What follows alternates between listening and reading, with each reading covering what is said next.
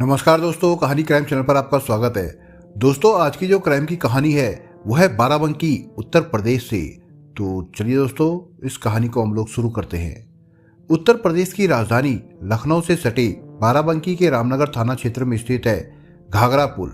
24 दिसंबर 2019 की सुबह इसी पुल के नीचे किसी अज्ञात युवती का शव पड़ा मिला। गांव के कुछ लोग उधर आए तो उन लोगों ने उस शव को देखा। इसकी खबर आग की तरह पूरे गांव में फैल गई। गांव के प्रधान महेंद्र सिंह यादव को जब ये खबर मिली तो वो भी मौके पर पहुंच गए। उन्होंने वहां मौजूद लोगों से पूछा कि क्या कोई इस युवती को जानता है, तो वहां उपस्थित लोगों ने इनकार कर दिया। तब सुबह के 9:15 बजे प्रधान महेंद्र सिंह ने इसकी सूचना संबंधित थाना रामनगर को दे दी। सूचना पाकर इंस्पेक्टर के मिश्रा पुलिस टीम के साथ मौके पर पहुंच गए। उन्होंने शव का मुआयना किया तो मृतका की उम्र यही कोई 21 से 25 साल के बीच लगी। उसके गले में दुपट्टे का फंदा पड़ा था, जिसे देखकर लग रहा था कि उसकी हत्या उसी दुपट्टे से गला घोंटकर की गई होगी। इसके अलावा शरीर पर चोट का कोई निशान नहीं था। कपड़ों की तलाशी ली गई तो जैकेट की जेब से एक कागज की पर्ची मिली, जिस पर एक मोबाइल नंबर लिखा था। इंस्पेक्टर मिश्रा ने कागज की वो पर्ची अपने पास रख ली। वहां मौजूद किसी व्यक्ति द्वारा शिनाख्त न किए जाने पर पुलिस ने मौके की कार्रवाई पूरी करके शव को पोस्टमार्टम के लिए मोर्चरी भिजवा दिया। इसके बाद प्रधान महेंद्र सिंह की ओर से पुलिस ने अज्ञात के खिलाफ हत्या का मुकदमा दर्ज कर लिया। इंस्पेक्टर के मिश्रा ने मृतका की जैकेट से मिली पर्ची पर लिखा मोबाइल नंबर मिलाया तो किसी आयशा नाम की युवती ने फोन रिसीव किया। जैसे ही इंस्पेक्टर मिश्रा ने आयशा को अपना परिचय दिया, आयशा ने अपना मोबाइल फोन स्विच ऑफ कर दिया। कई बार नंबर रिडायल करने के बाद भी आयशा ने कॉल रिसीव नहीं की, तो इंस्पेक्टर मिश्रा ने उस नंबर की कॉल डिटेल्स निकलवाई। कॉल डिटेल्स से पता चला कि वो नंबर उत्तर प्रदेश के गोंडा जिले के थाना कोड़िया अंतर्गत आर्यनगर निवासी शिल्पा द्विवेदी पुत्री ओम प्रकाश द्विवेदी के नाम से लिया गया था। इंस्पेक्टर मिश्रा ने एक पुलिस टीम को उक्त पते पर भेज दिया। वहां पर ओम प्रकाश द्विवेदी मिले। उन्हें युवती के बरामद शव के बारे में बताया तो उन्होंने शव की शिनाख्त करने से मना कर दिया। उन्होंने ये जरूर कहा कि ये नंबर उनकी बेटी के नाम पर ही है, लेकिन उनकी बेटी इस समय कहाँ है इस बारे में उन्हें कुछ नहीं पता। उन्होंने बताया कि कई साल पहले शिल्पी ने लखनऊ के थाना ठाकुरगंज क्षेत्र निवासी किसी मुस्लिम युवक से प्रेम विवाह कर लिया था। उसके बाद से ही उन्होंने शिल्पी से संबंध खत्म कर लिए थे। इसका मतलब ये था कि जिस युवती ने इंस्पेक्टर मिश्रा की कॉल रिसीव की थी, असल में वो शिल्पी द्विवेदी ही थी। इंस्पेक्टर के मिश्रा लखनऊ के ठाकुरगंज थाने में काफी समय तैनात रहे थे, इसलिए वहां के अपने मुखबिरों को उन्होंने आयशा नाम की युवती का पता लगाने के लिए लगा दिया। जल्द ही मुखबिरों ने आयशा के बारे में सारी जानकारी उन्हें दे दी। उन्होंने बताया कि शिल्पी द्विवेदी ने शहंशाह नाम के शख्स से शादी करने के बाद अपना नाम आयशा रख लिया था। इतना ही नहीं, घटना की रात 24 दिसंबर को आयशा और उसका पति शहंशाह खान एक अन्य युवती और युवक के साथ घर से कार द्वारा निकले थे। मुखबिर से शहंशाह का पता मिल गया था। वो ठाकुरगंज थाना क्षेत्र के हसरत टाउन बरोरा हुसैन बाड़ी में आयशा के साथ रह रहा था। ये महत्वपूर्ण जानकारी मिलते ही इंस्पेक्टर मिश्रा ने उनके घर में दबिश दी। शहंशाह और आयशा घर पर ही मिल गए। पुलिस उन दोनों को हिरासत में लेकर थाने लौट आई। थाने में जब दोनों को घाघरा पुल के नीचे मिली युवती के शव के फोटो दिखाए तो उनके चेहरे का रंग उड़ गया। इंस्पेक्टर मिश्रा समझ गए कि ये दोनों मृतका के बारे में जानते हैं, इसलिए उन्होंने उनसे सख्ती से पूछताछ की तो दोनों ने स्वीकार कर लिया कि ये फोटो आलिया का है। उन्होंने ही योजनाबद्ध तरीके से उसकी हत्या की थी। आलिया कौन थी और उन्होंने उसे क्यों मारा, इस बारे में पुलिस ने उनसे पूछताछ की तो उन्होंने जो कहानी बताई वो कुछ इस प्रकार से थी। उत्तर प्रदेश के जिला गोंडा के कोड़िया थाना क्षेत्र के गांव आर्यनगर में ओम प्रकाश द्विवेदी रहते थे। उनके परिवार में पत्नी शकुंतला के अलावा एक बेटी शिल्पी और एक बेटा शिवम था। ओम प्रकाश के पास खेती की कुछ उपजाऊ जमीन थी, जिस पर खेती करके वो परिवार का खर्च उठाते थे।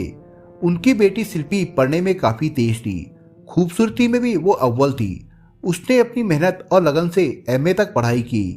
एक छोटे से गांव में रहने के बावजूद शिल्पी का हौसला ही था कि वो जो चाह रही थी वो कर रही थी।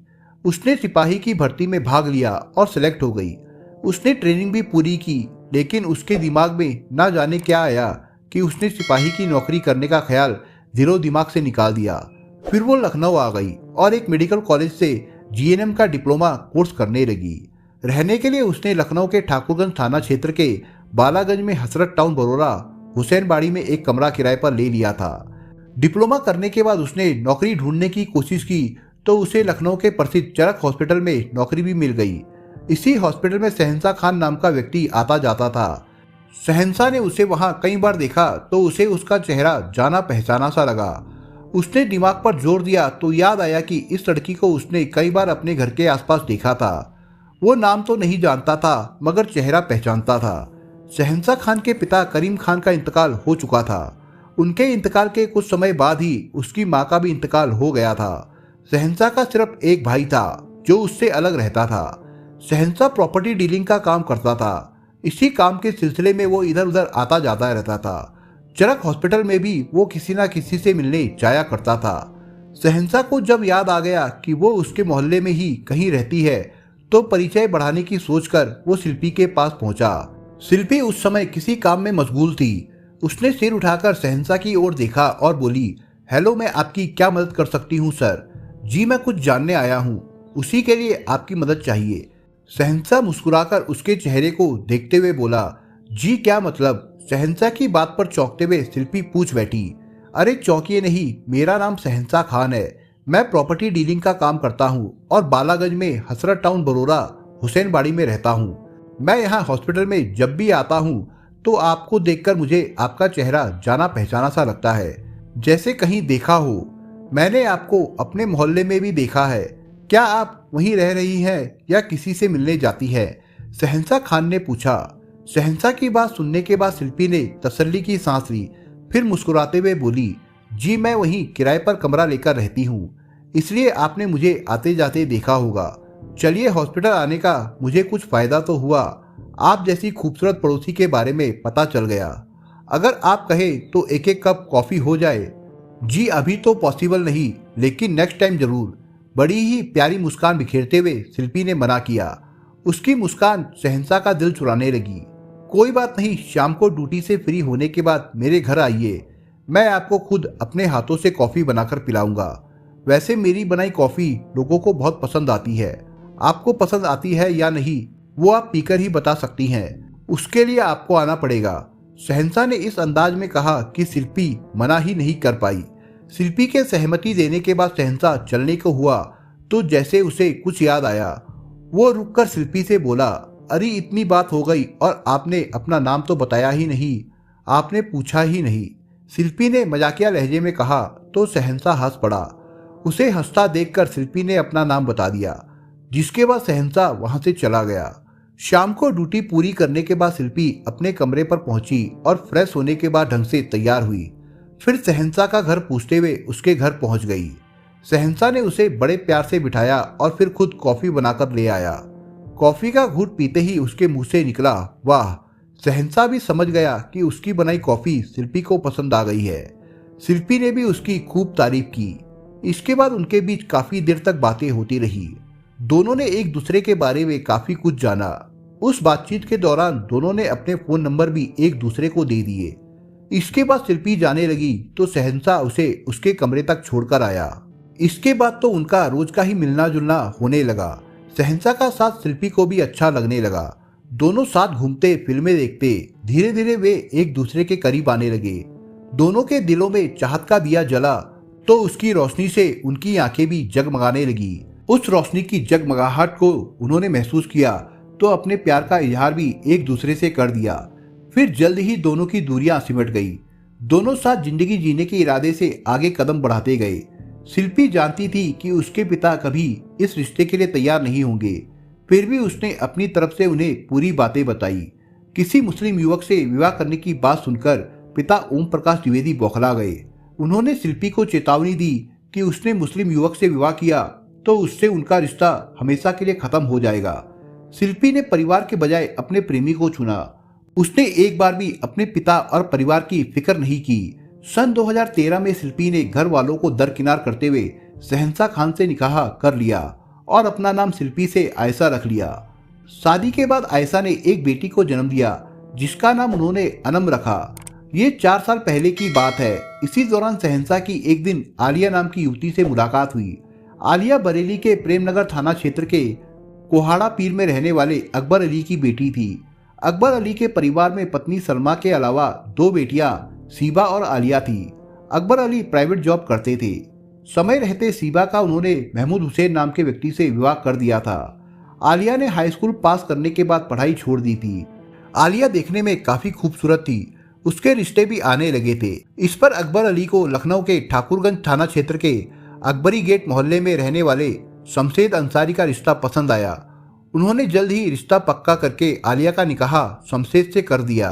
शमशेद दुबई में रहता था। निकाह के बाद कुछ समय बिताकर दुबई चला गया। आलिया यहाँ ससुराल के लोगों के बीच रहकर भी अकेली थी।